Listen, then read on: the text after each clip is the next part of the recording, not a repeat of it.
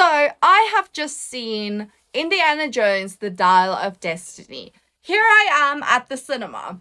Now, unfortunately, I didn't see a green seal, and I didn't see any sustainable officer or sustainable coordinator credited within this production, and I didn't see any sustainable company referenced at the end of the credits, which leads me to believe that this film wasn't sustainably made and they didn't implement enough sustainable workflows or practices. However, they did implement that one element that I spoke about in my previous video, so go check that out to see what they actually did to decrease their overall carbon footprint. Now, another thing I just want to point out was the size of the crew. It was quite large. It's a quite large production, and I think with a production that size, if they didn't implement any sustainable workflows, it can really generate a lot of waste, a lot of carbon and emissions,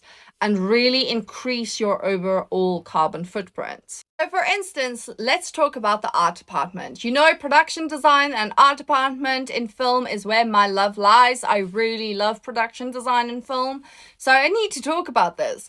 So it was also a huge number of people that worked in the art department.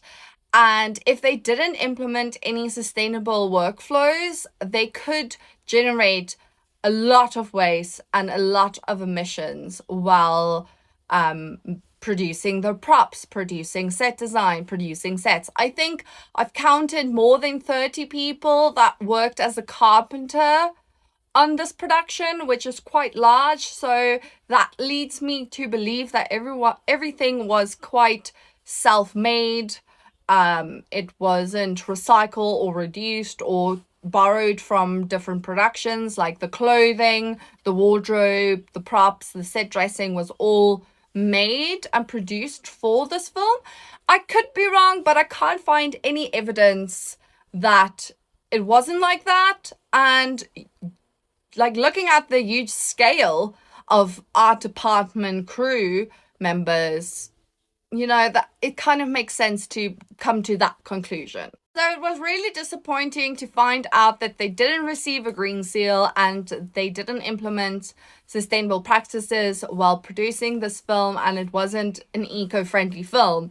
But overall, I still really enjoyed it. I still love the franchise and I love Harrison Ford. So I really recommend you go see it and let me know what you want me to review next.